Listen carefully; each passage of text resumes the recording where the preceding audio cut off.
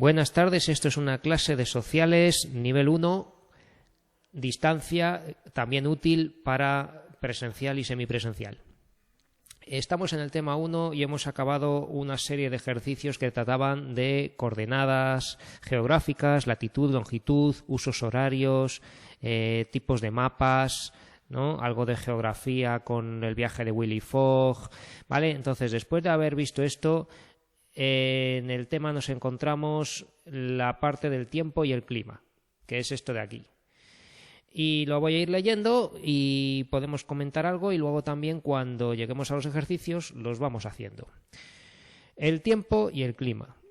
¿Cuál es la diferencia entre tiempo y clima? Pues primero vamos a ver qué es la atmósfera, ¿vale? Vamos a ver qué es la atmósfera y de ahí vamos a determinar qué es el tiempo y qué es el clima. La atmósfera es la capa gaseosa que envuelve la Tierra y está unida a ella por la acción de la gravedad. Esto, si vemos un planeta, a veces ocurre que no tiene atmósfera porque el planeta es pequeño y no tiene suficiente atracción gravitatoria para sujetar en torno a él una capa de gases. Otras veces ocurre que el planeta entero es casi gaseoso, ¿no? Como el caso de Júpiter, Saturno, Urano y Neptuno, que son gigantes gaseosos, pero la Tierra es un planeta sólido, rocoso, ¿no? Un planeta sólido que tiene una delgada atmósfera alrededor, delgada respecto a lo que sería el tamaño del planeta, pero suficiente para nosotros para poder vivir en este planeta. Así que, tal como dice aquí, dice, esta capa hace posible la existencia de personas, animales y plantas sobre el planeta, seres que necesitan para vivir de alguno de los gases de su composición. Entre estos gases se encuentran el nitrógeno, el oxígeno, el dióxido de carbono, el ozono y el vapor de agua, ¿vale? Esto tiene todos sus fórmulas, ¿no? Que tenemos que saber que las moléculas de nitrógeno siempre se encuentran de 2 en 2, igual que las de oxígeno, que es O2, ¿vale? Las moléculas de oxígeno siempre vienen en enlace covalente, ¿verdad? Que tienen que compartir su electrón, digamos, para que estén más estables, ¿no? Entonces, por eso las moléculas de muchos gases están de 2 en 2, en moléculas de N2O2. El dióxido de carbono, ¿cómo es? CO2, ¿vale? Dióxido de carbono. Esto está leído según la norma internacional, ¿no? El ozono. ¿Qué es el ozono? Pues el ozono no es otra cosa que 3 moléculas de oxígeno O3, ¿vale? Que es curioso que también está hecho de oxígeno, el ozono, y ya sabemos que tiene la capacidad de reflejar los rayos ultravioleta.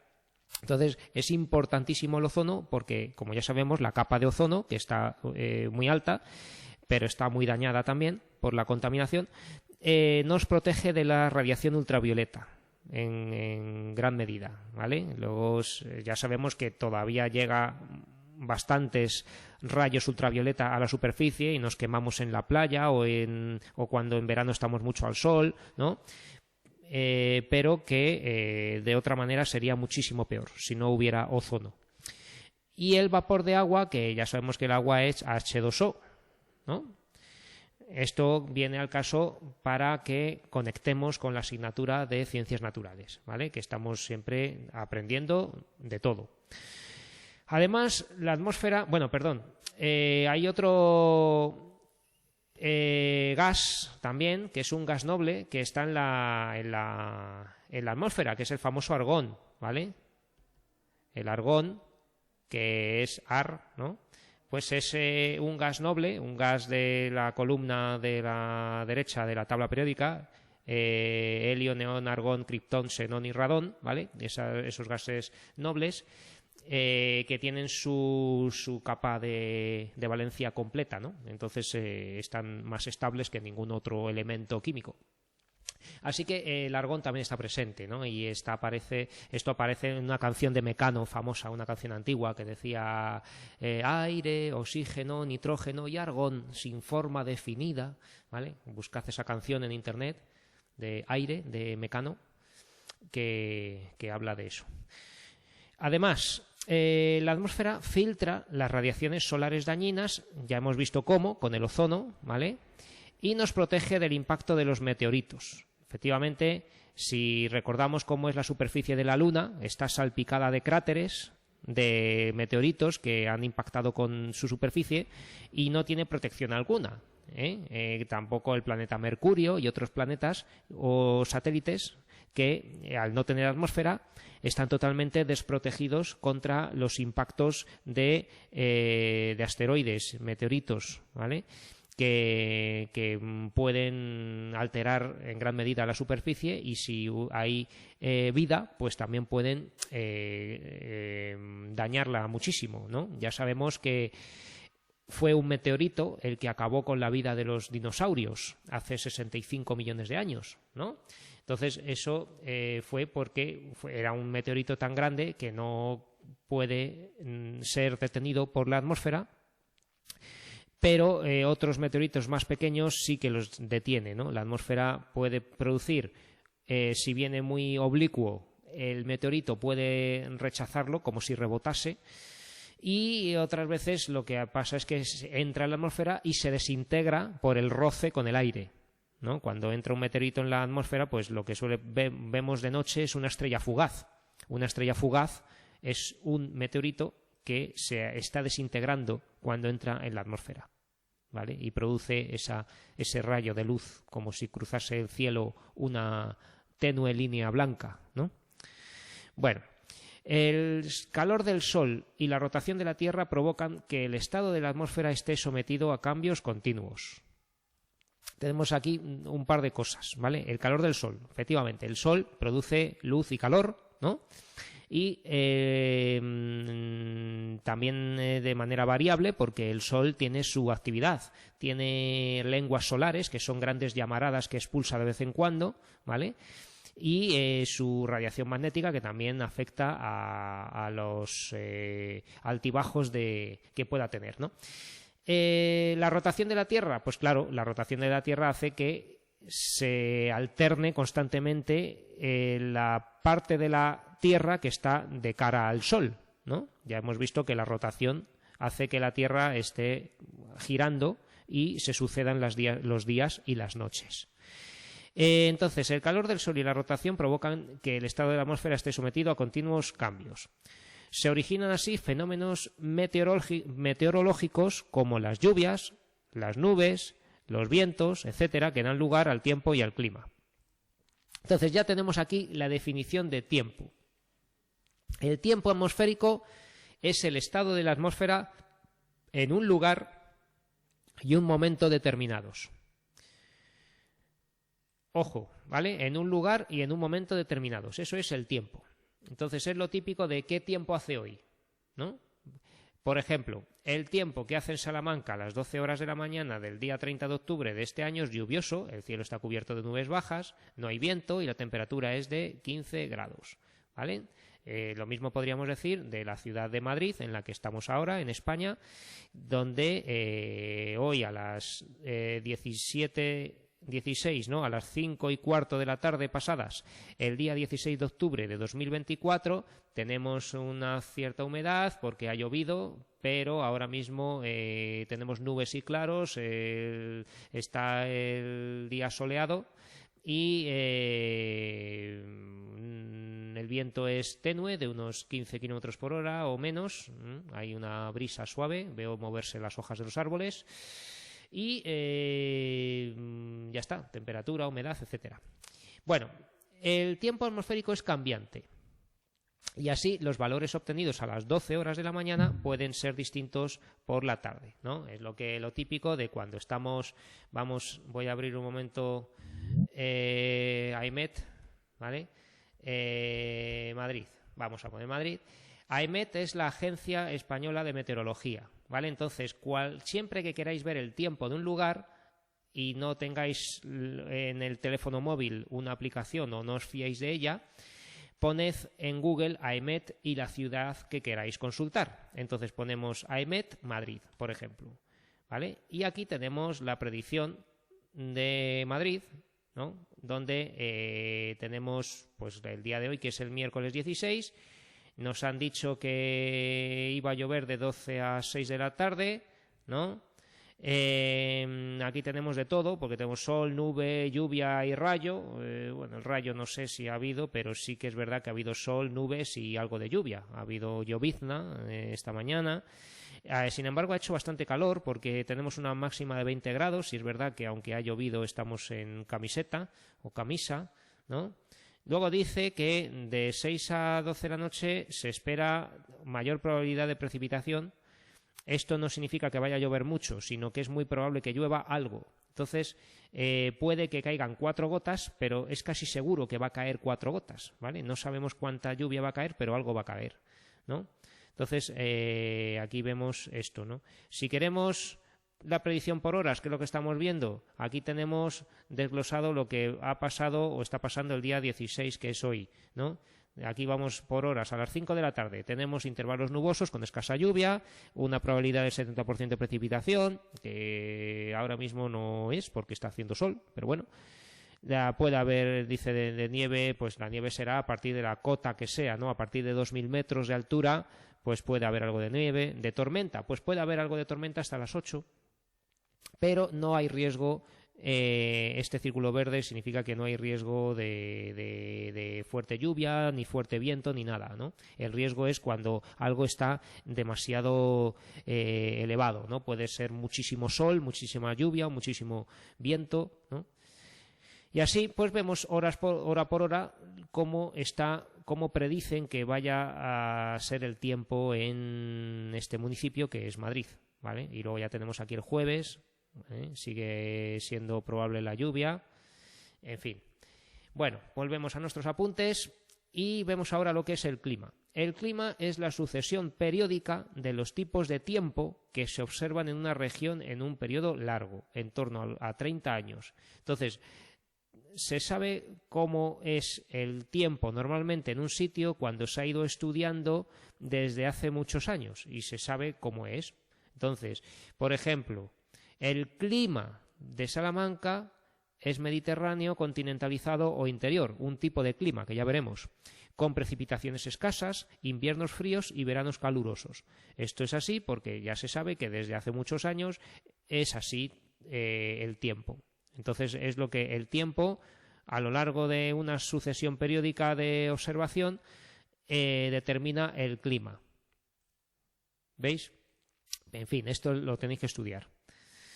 El clima es más permanente, duradero y estable que el tiempo atmosférico y se suele expresar a través de la temperatura media, ¿no?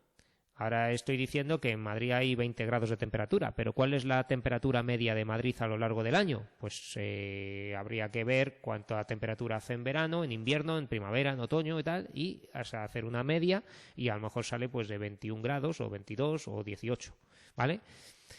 La cantidad de precipitaciones anuales, también cuánto llueve a lo largo del año.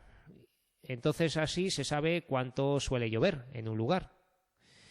Y los tipos de tiempo característicos de cada estación. Entonces, si es un lugar que llueve muy poco y está seco, pues tenemos un tiempo seco. Si tenemos un lugar donde siempre está haciendo viento, pues eso es un tiempo ventoso o lo que sea, ¿no? O tormentoso, ¿vale? Entonces, esto es algo que tenemos que saber. Y aquí estos ejercicios simplemente nos piden repetir lo mismo que acabamos de leer. Entonces, ¿qué es la atmósfera y por qué es esencial para la vida? Lo vemos aquí. ¿Qué es la atmósfera? ¿Por qué es esencial para la vida? Pues lo hemos copiado prácticamente del tema que hemos estudiado. La atmósfera es la capa gaseosa que envuelve la Tierra y está unida a ella por la acción de la gravedad. Esta capa hace posible la existencia de personas, animales y plantas sobre el planeta, seres que necesitan para vivir de alguno de los gases de su composición. Entre estos gases se encuentran el nitrógeno, el oxígeno, el dióxido de carbono, el ozono y el vapor de agua. ¿Y por qué es esencial para la vida?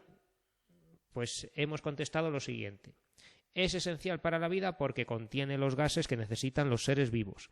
Además, la atmósfera filtra las radiaciones solares dañinas y nos protege del impacto de los meteoritos. Vemos que esto es lo mismo que hemos leído un poco más arriba, aquí, ¿vale? Ejercicio número 13. Explica la diferencia entre tiempo atmosférico y clima. Pues la diferencia es la siguiente. Vamos a copiar las definiciones. El tiempo atmosférico es el estado de la atmósfera en un lugar y momento determinados.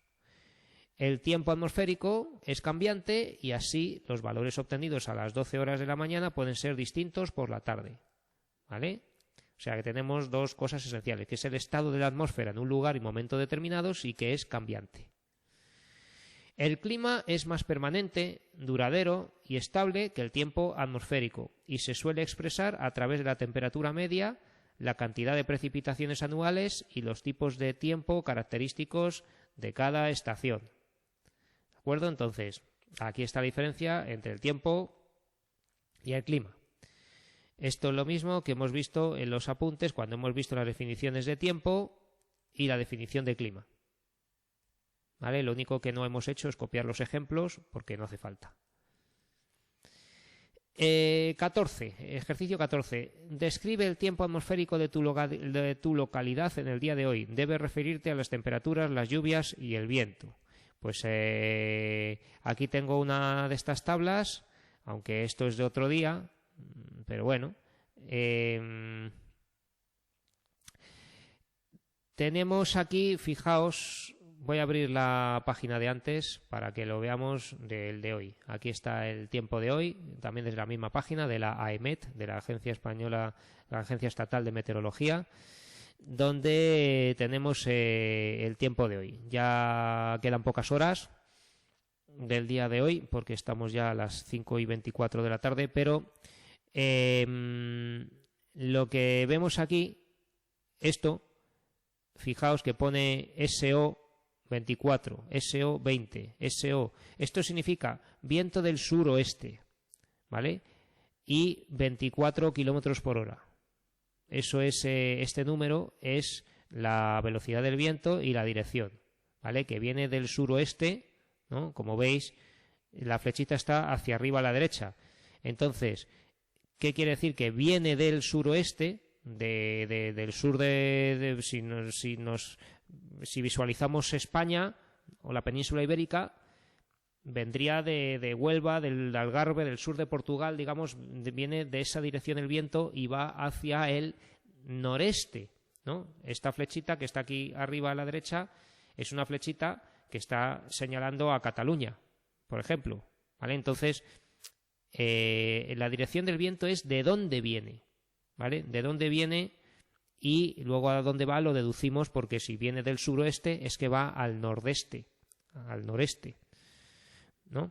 Bueno, luego tenemos la temperatura y esto será la probabilidad de precipitación, ¿no? 70, 75, algo así, ¿vale? O quizá a lo que se refiere es la humedad. Ahora estoy viendo ahora mismo, no sé si puedo abrir esto y desplegarlo de alguna manera. Sí, mirad, esto exactamente. La humedad relativa es este porcentaje. Tenemos una humedad relativa del 75%, ¿vale? La sensación térmica es estos 20 grados. Y luego la temperatura es también 20 grados, ¿vale? O sea que tenemos la sensación térmica viene a darse con otros factores como el viento o si está nublado o algo así. O sea, no es lo mismo la temperatura que la sensación térmica.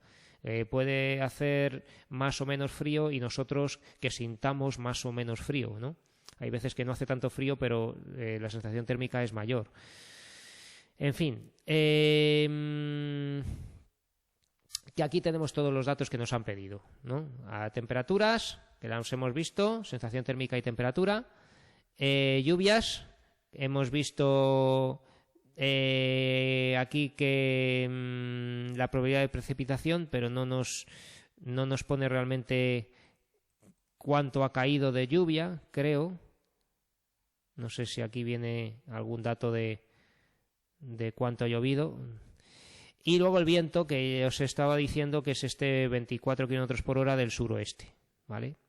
Todo el rato, a lo largo del día de hoy, va a ser del suroeste hasta, fijaos, a las 10 de la noche el viento ya es de componente sur, viene del sur y va hacia el norte, ¿no? Luego vuelve a ser del suroeste. Vale.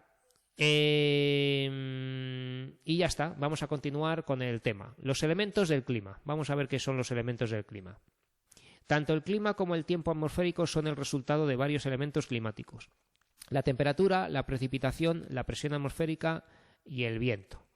Entonces, ¿qué pasa? Que el tiempo y el clima, que es lo que hemos visto, vienen condicionados, ¿no? Son condicionados por estos 4 elementos que se llaman: temperatura, precipitación, presión y viento.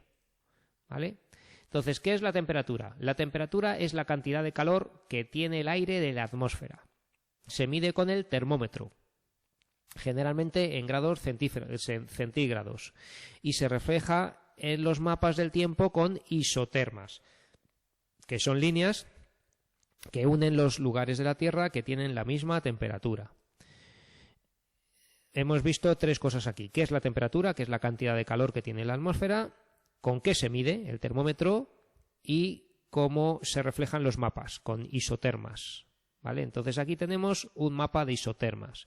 En este mapa vemos líneas y áreas de distinto color. Entonces, estas líneas van a delimitar áreas climáticas, ¿no?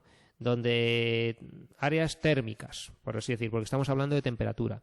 Y te pone aquí en la leyenda del mapa: temperaturas medias anuales en grados centígrados.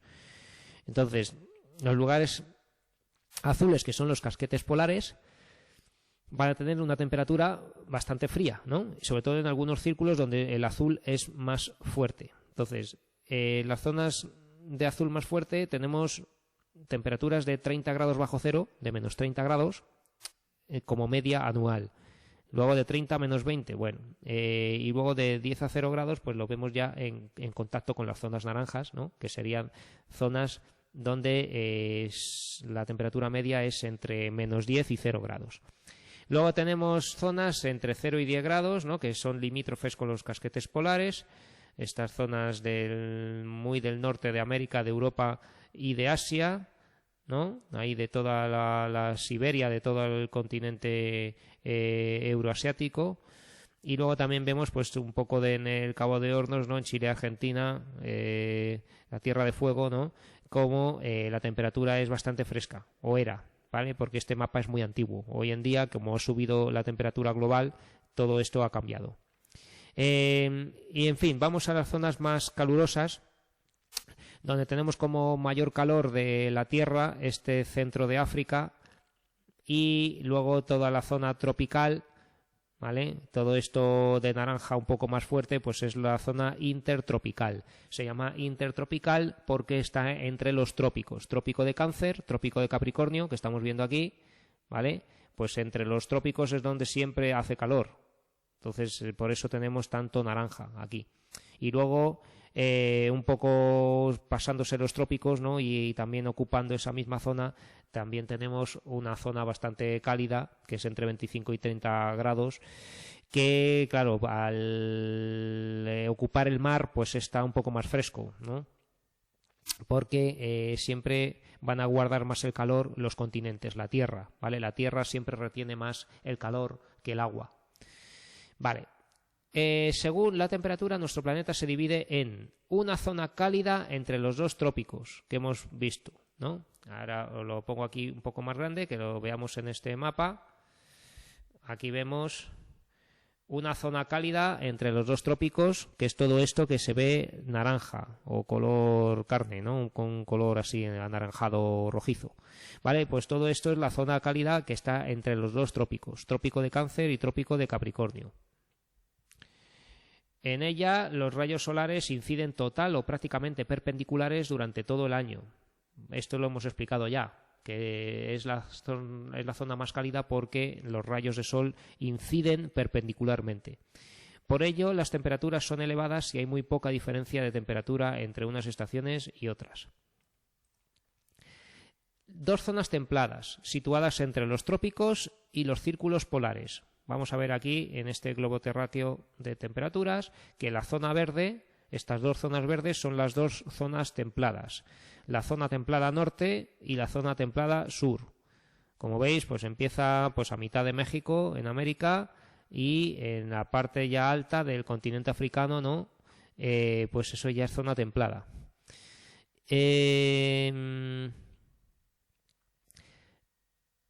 Entonces, estas zonas templadas están entre los trópicos y los círculos polares. Los círculos polares son otras líneas, ¿no?, imaginarias, unos paralelos, ¿vale? Como el trópico, como el Ecuador, los trópicos, que son unos paralelos muy especiales, ¿no? También hay otros que son los círculos polares. Entonces, los círculos polares, digamos que son las líneas imaginarias que delimitan los casquetes polares en el planeta Tierra. ¿Vale? Entonces tenemos el círculo polar ártico, el ártico es el del norte, y el círculo polar antártico, el antártico, que es el del sur, ¿vale? El del polo sur. Entonces, las zonas templadas están entre los trópicos y los círculos polares, ¿de acuerdo?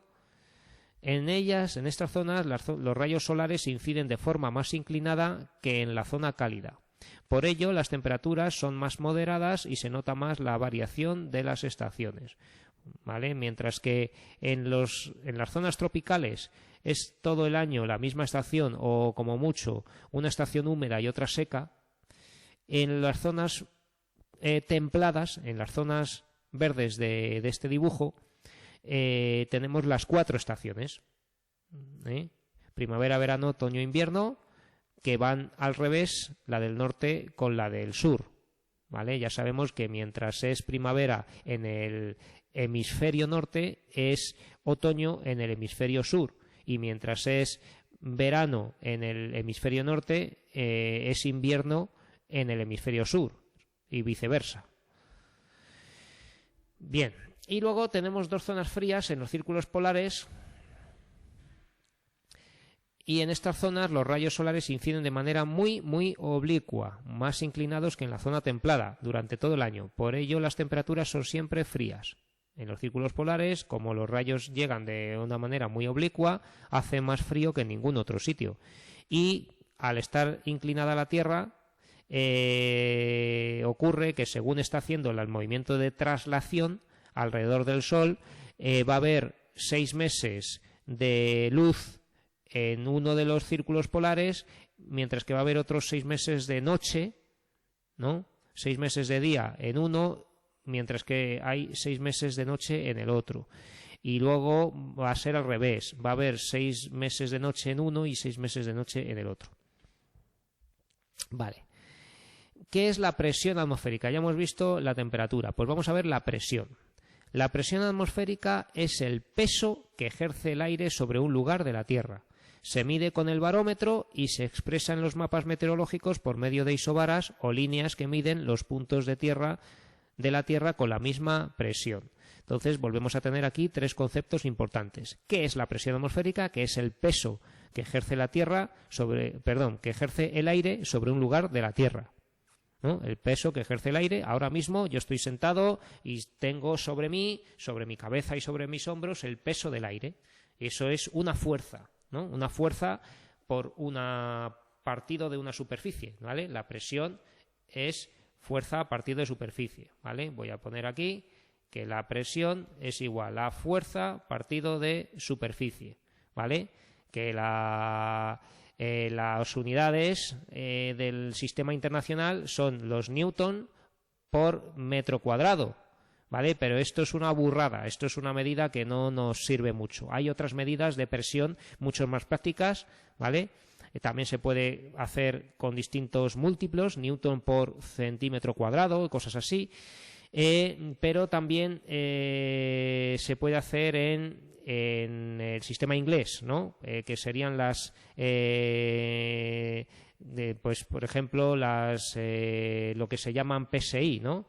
Esto en inglés significa pound, o sea, libras, ¿no? Las libras, que es una medida de peso, que es como alrededor de medio kilo, por square inch, por pulgada cuadrada, ¿no?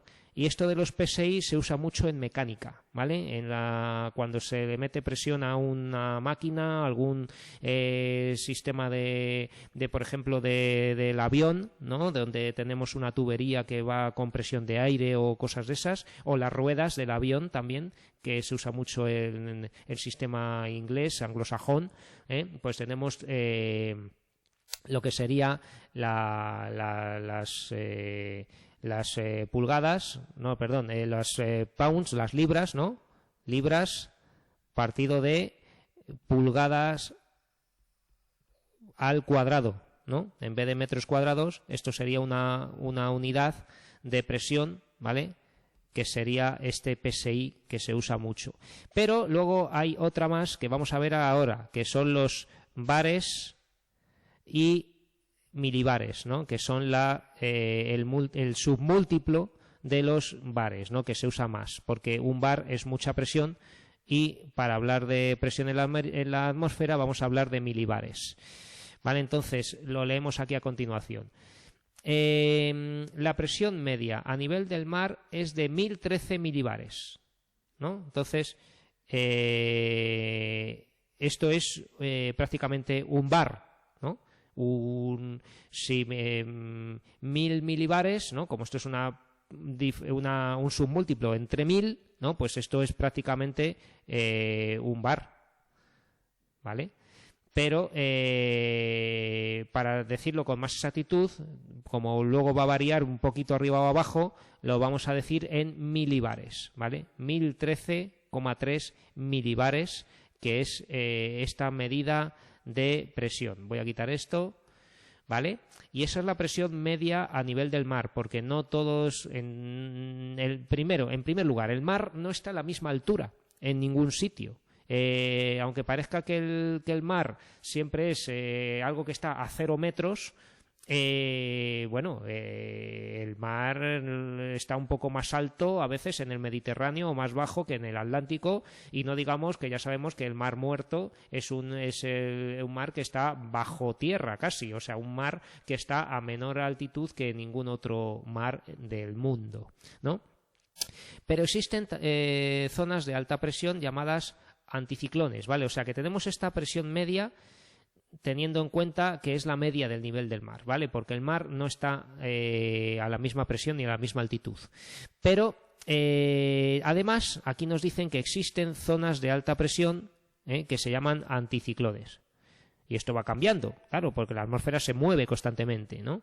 Y también hay zonas de baja presión llamadas borrascas, ¿vale? Entonces quedaos con esta norma mnemotécnica muy fácil, que las zonas de alta presión, con A, son las que forman los anticiclones, ¿vale? Y las zonas de baja presión, con B, es lo que da lugar a las borrascas. Así que aquí veis una interesante norma mnemotécnica para acordaros de cuál es la alta presión y la baja presión, ¿no? Las altas presiones forman anticiclones y las bajas presiones forman borrascas. La presión varía en función de la temperatura del aire, ¿vale? Esto es interesante saberlo. La presión varía en función de la temperatura del aire. Como sabéis, cuando ponéis una olla a presión, ¿no? Si estamos aumentando la temperatura en una olla, ¿no? ¿Qué va a pasar? Pues que va a aumentar la presión, ¿vale? Por eso tenemos una olla cerrada herméticamente a presión, ¿no? Porque ese aumento de temperatura va a aumentar la presión y al aumentar la presión aumenta la temperatura, ¿vale? Es decir, que se hacen antes las patatas o las judías o los garbanzos que tengamos en la olla, porque estamos acelerando el proceso de cocción gracias a aumentar la presión y la temperatura, ¿vale? Pues en la atmósfera ocurre que cuando aumenta el aire cálido pesa menos que el frío, ¿no? Cuando tenemos que tenemos una variación de presión, pues vamos a tener estos efectos también en la atmósfera. Entonces, aquí nos dice, vuelvo a leer, la presión varía en función de la temperatura del aire. El aire cálido pesa menos que el frío. Efectivamente, cuando tenemos aquí una cantidad de aire que tiene más temperatura, ¿no?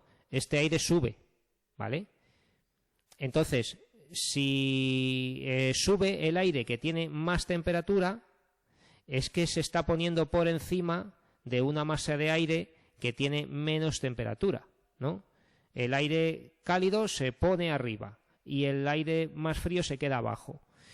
Y luego también dice que de la altitud hay menos presión atmosférica cuanto mayor sea la altura. Efectivamente, tenemos aquí una montaña, ¿no? Una montaña, aquí está la nieve, ¿no? Aquí están las nubes, ¿vale? Aquí está un tío subiendo la montaña, ¿no? Con su bastón, ¿vale? ¿Y qué pasa aquí arriba? Pues que arriba disminuye, tenemos menor presión que abajo, ¿no? Aquí está el mar, ¿no? Aquí tenemos un barquito de vela, ¿vale? Aquí está el mar y aquí tenemos mayor presión, ¿vale? Entonces, a medida que subimos, tenemos menos presión, ¿vale? Y además tenemos esto, que con la temperatura vamos a tener zonas que se van a poner unas encima de otras, ¿no? Ya sabemos, habéis visto volar a las águilas y a los buitres. Pues estas aves aprovechan lo que se llaman las térmicas, que es que a veces abren las alas que tienen tan grandes y cogen una masa de aire que está un poquito más cálido y suben solos, sin esfuerzo. Cogen altitud gracias a masas de aire que están a un poco más de temperatura y que están subiendo. Entonces así se ponen tan altas, ¿no? Se suben tan alto estas aves, ¿vale? Bueno, aquí tenemos este mapa, este gráfico, digamos, donde se ve muy bien lo que son las borrascas y los anticiclones. Esto es un anticiclón, ¿vale? Una masa anticiclónica o un anticiclón es una masa de aire donde la presión es mayor, ¿no? Tenemos mayor presión, ¿vale? Entonces, esta mayor presión de aire, si os fijáis, es mayor de los 1013 milibares, que es la media a nivel del mar. Aquí tenemos 1024 milibares, 1020, 1016 y aquí las tenemos las isobaras, que son las líneas que unen los puntos con la misma presión atmosférica, ¿vale? Por eso se llaman isobaras, ¿no? Iso significa igual. Entonces, varas viene no de varas de medir, que sería con V, sino de bares, ¿no? Y luego, la B es de borrasca, ¿vale? Lo voy a poner en rojo mejor, ¿vale? Para que usemos el mismo color que aquí nos pone borrasca. La borrasca es de menor presión, ¿no? Entonces vamos a tener menos de 1013 milibares, como veis aquí. Y las isobaras de la borrasca, como veis, son todas de menos de 1013 milibares, ¿vale? Y las borrascas suelen concentrar las nubes y traen más lluvia, ¿no? Una masa anticiclónica puede tener viento, pero por lo general cuando hay un anticiclón llueve menos, ¿vale? Se habla del anticiclón de las Azores, que es un sitio que es estable, digamos, de anticiclón, pero las borrascas suelen traer masas nubosas y más lluvia, ¿no? Esa menor presión ha hecho que, bueno, pues que se concentren las nubes. Vale. Entonces, cuando tenemos cambios de presión, porque se está acercando una borrasca, un anticiclón, o tenemos unas diferencias de presiones, ¿qué ocurre cuando está cambiando la presión? Y hemos dicho aquí que, por ejemplo, que está subiendo una masa de aire porque pesa menos, ¿no? Que pesa menos, si pesa menos, está claro que tiene menos presión, ¿vale? Porque lo que tiene menos presión sube y lo que tiene más presión baja, ¿vale? El aire pesa más, ¿no? Y este pesa menos, sube. El aire caliente sube y tiene menos presión, ¿no? Cuando está subiendo, ¿vale? Luego ya veremos qué bueno, en fin, que dentro de una olla es distinto, ¿vale? Que estaba antes he dicho que cuando sube la temperatura sube la presión, no, pero aquí en el aire con tanto aire libre, ¿no? Con tanto espacio, pues el aire tiene sitio para subir. Cuando no le dejamos subir, pues pasa esto, ¿no? Bueno, entonces, cuando tenemos movimientos porque tenemos distintas presiones, ocurre una cosa, que es el viento, ¿vale? El viento se da porque hay movimientos de una masa de aire y está provocado por las corrientes generadas por el contacto de zonas de diferente presión atmosférica, ¿vale? Entonces, esto es lo más importante, que hay zonas de diferente presión atmosférica, por lo tanto, el aire se va a mover y produce el viento, ¿vale? El aire va de las zonas de alta presión a las de baja presión, ¿vale? Esto es muy importante. A ver si lo aprendéis, ¿vale? Lo voy a poner en amarillo. El aire va de las zonas de alta presión a las de baja presión. ¿Por qué? Pues porque la baja presión tiende a llenarse, ¿no? Tiende,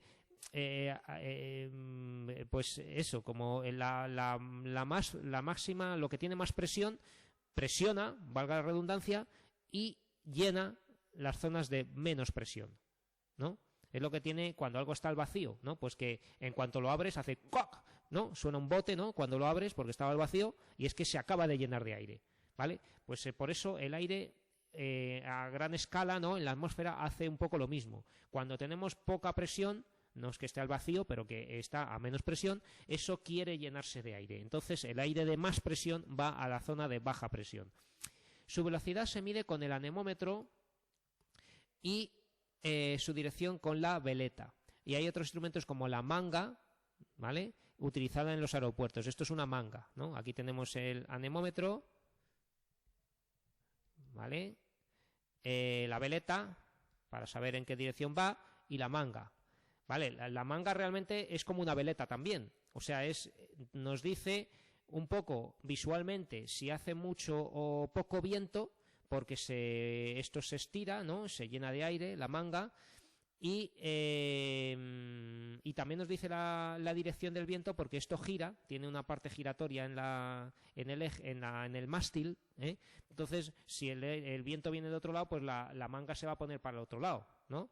Se va a poner para el otro lado o dirección, indicando la dirección del viento y la velocidad un poco por llenarse. Esto se usa en muchos sitios, en aeropuertos principalmente, para ver si un avión puede despegar o no y que tenga en cuenta el piloto que si el viento está viniendo de un lado, que vaya corrigiendo esa trayectoria, moviendo los alerones y el timón del avión, quizá para corregir esa fuerza que lo quiere desplazar. Y luego también aparece esto en las carreteras, a veces en las autopistas tiene que un camionero, por ejemplo, o alguien que lleve un vehículo muy grande que pueda moverse con el viento, pues le viene bien ver si la manga está indicando que hay mucho viento, porque mejor que vaya más despacio por si acaso el viento le tumba el camión, ¿no? Que ya hemos visto muchas veces estos gravísimos accidentes de camión en las autovías porque han volcado, y han volcado precisamente por el viento y por ir a una velocidad superior, dado que es posible que pierda el control el conductor más que si va más despacio.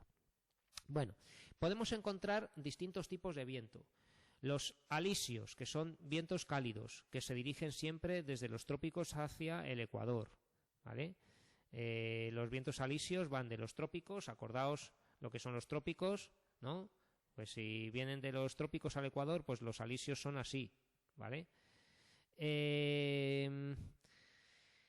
Los vientos polares, fríos, ¿no? Que están alrededor de los polos. Vientos estacionales que cambian su dirección según las estaciones, como los monzones, que en verano soplan desde el Océano Índico hacia el continente asiático y traen lluvias abundantes, ¿no? Si vemos aquí un mapa mundi, si el Océano Índico, ¿no? Que sería todo esto, ¿no? Pues vienen los monzones van del Océano Índico hacia el continente asiático, pues eso, hasta Asia, ¿vale? Pues aquí tenemos pues vientos que van así todo el rato y por eso ahí siempre se ve que llueve tanto en la India, en Vietnam, ¿no? En Tailandia, Camboya, todos esos sitios de Indonesia y de la India. Y en invierno lo hacen desde el continente hacia el mar con un tiempo estable y seco. Entonces, claro, al revés, ¿no? De aquí, esto es en verano, pues en invierno va a haber el viento en dirección contraria, del continente al mar, y van a tener un clima más seco.